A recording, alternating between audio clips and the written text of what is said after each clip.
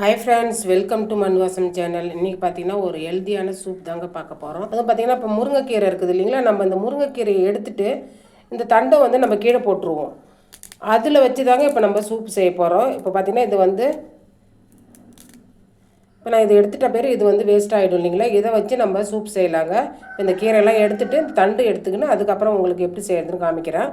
அவ்வளோதாங்க. இந்த இதில் இருந்த கீரையெல்லாம் எடுத்தாச்சு. இப்போ தண்டு இவ்வளோத்துல கிடச்சிருக்குது நமக்கு. கீரையில் பார்த்திங்கன்னா இப்போ நான் கேழ்வரகு மாவு போட்டு நான் அடை செய்ய போகிறேன். அதனால் இப்போ நான் எடுத்துருக்குறேங்க. இந்த தண்டு வந்து பார்த்திங்கன்னா அப்படியே நம்ம தண்ணியில் சேர்க்காமல் இது மாதிரி கொஞ்சம் மத்து வச்சு நல்லா நசுக்கி விட்ருங்க. அப்போ தான் அதில் உள்ளே இருக்கிற சாரெலாம் இறங்கும். இப்போ கேஸ் ஆன் பண்ணிவிட்டு கொஞ்சமாக தண்ணி வச்சுருக்குறேங்க. ஒரு 200 ml தண்ணி வச்சுருக்குறேன். இப்போ இந்த தண்ணி வந்து நம்ம சூடு பண்ணிக்கலாங்க. இப்போ தண்ணி கொதிக்க ஆரம்பிச்சிருதுங்க. இந்த டைமில் ஒரு 5லேருந்து ஒரு 10 மிளகு சேர்த்துக்குங்க. அது கூடவே 1/4 டீஸ்பூன் ஜீரகம் சேர்த்துக்குங்க. 4 பூண்டை வந்து இடித்து சேர்த்துக்குங்க. இது மாதிரி சின்ன வெங்காயம் பார்த்திங்கன்னா ஒரு 3 சின்ன வெங்காயத்தை இடித்து சேர்த்துக்குங்க. ஒரு தக்காளியை 4ஆக கட் பண்ணி சேர்த்துக்கலாங்க. இப்போ தக்காளி அந்த வெங்காயம்லாம் போட்டோம் இல்லைங்களா, கொஞ்சம் வேகட்டும். இப்போ நல்லா கொஞ்சம் தண்ணி சுண்டி இருக்குதுங்க. இப்போ நம்ம போட்ட அந்த வெங்காயம் தக்காளி எல்லாமே வெந்திருக்குது. இந்த டைமில் நம்ம நசுக்கி வச்சுருக்கிற அந்த முருங்கைக்கீரை தண்டை சேர்த்துக்கலாங்க.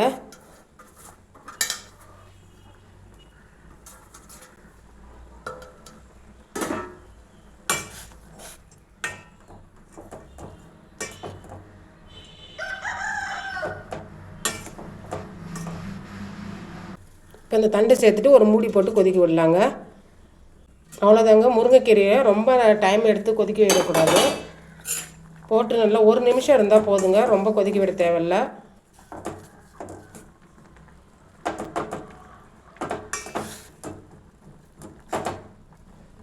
இப்போ கேஸ் ஆஃப் பண்ணிடலாங்க.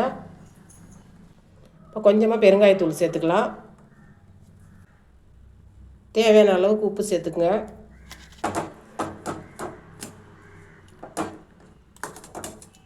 ஏன்னா நம்ம வெங்காயம் பூண்டுலாம் நசுக்கிட்டு சேர்த்தோம் இல்லைங்களா, எல்லாமே அந்த சாரை இறங்கிட்டு இருக்கும்.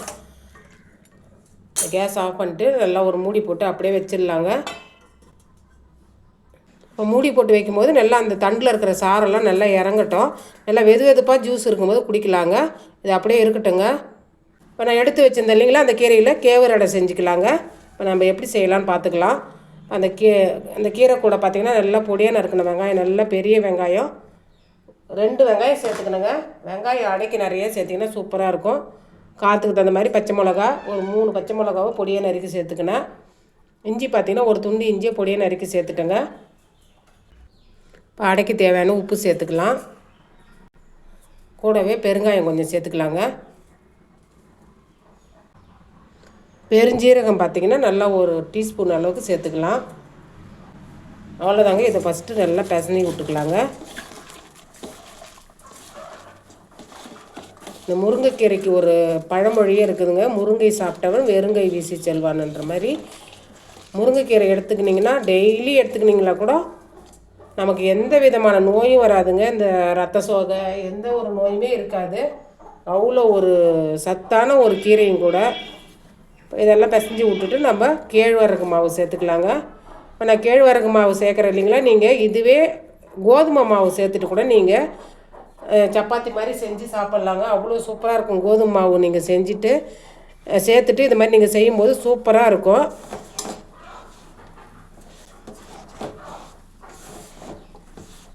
இப்போ தண்ணி சேர்த்துக்கலாங்க. கொஞ்சம் கொஞ்சமாக தண்ணி சேருங்க. கேவுர் மாவு பார்த்திங்கன்னா ரொம்ப தண்ணி இருக்காது. கொஞ்சம் தண்ணி சேர்த்துட்டு பிசைஞ்சிட்டு அதுக்கப்புறம் தண்ணி தேவைன்னா சேர்த்துக்குங்க. அவ்வளோதாங்க. இது அப்படியே வச்சுட்டு டைம்லாம் எடுக்க தேவையில்ல, உடனே நம்ம செஞ்சிடலாம். இப்போ நான் கேஸ் ஆன் பண்ணிவிட்டு தோசை தவா வச்சுருக்கேங்க. நல்லா காயட்டும். இது பார்த்திங்கன்னா இது மாதிரி ஒரு தட்டு எடுத்துக்கோங்க. அதில் இந்த மாதிரி துணி போட்டு நம்ம இது மேலே தட்டினீங்கன்னா நம்மளுக்கு ஒட்டாமல் வரும். இப்போ நீங்கள் டைரெக்டாக அப்படியே வானல்லே நீங்கள் தோசைக்கல்லிலே செய்கிறீங்கன்னா செஞ்சுக்கலாம். இப்போ தெரியாதவங்களுக்கு இந்த மாதிரி சொல்லி கொடுக்குறோங்க. இந்த மாதிரி ஒரு சின்ன உருண்டை எடுத்துக்கலாங்க.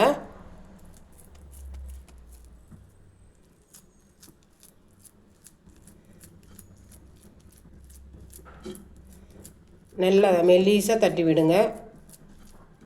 இப்போ நம்ம தோசைக்கல்லில் சேர்த்துடலாம்.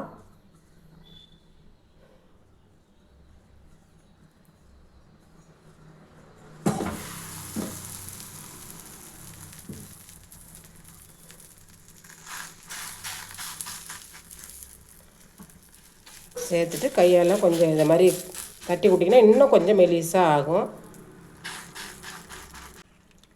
இப்போ சுற்றி எண்ணெய் சேர்த்துக்கலாங்க.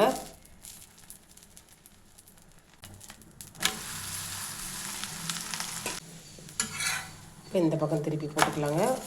நல்லா இந்த பக்கமும் அந்த பக்கமும் நல்லா திருப்பி போட்டு நல்லா மொறுமொறுன்னு ஆகிற அளவுக்கு, மொறுமொறுன்னா அந்த கீரைலாம் நல்லா வேகிற அளவுக்கு நம்ம திருப்பி போட்டு வேக வைக்கணுங்க. அவ்வளோதாங்க, நல்லா வெந்துடுது. வெங்காயமும் நிறமாக இருக்குது பாருங்கள். வெங்காயம் எவ்வளோ நிறைய சேர்த்ததுனால நல்லா பார்க்கும் போதே அடை சூப்பராக இருக்குது பாருங்கள். அவ்வளோதாங்க, சூப்பரான கேழ்வரகு அடை ரெடி ஆகிடுதுங்க. இப்போ இந்த ஜூஸையும் நம்ம மூடி வச்சுருந்தோம் இல்லைங்களா, இப்போ நம்ம அழகாக பாருங்கள் அந்த தண்டுலாம் நல்லா கலர் மாறி இருக்குது இல்லைங்களா. இப்போ திரும்பி ஒரு தடவை நல்லா அந்த மத்தை வச்சு நசுக்கி விட்டுக்கலாங்க. இப்போ வடிகட்டி எடுத்துக்கலாங்க.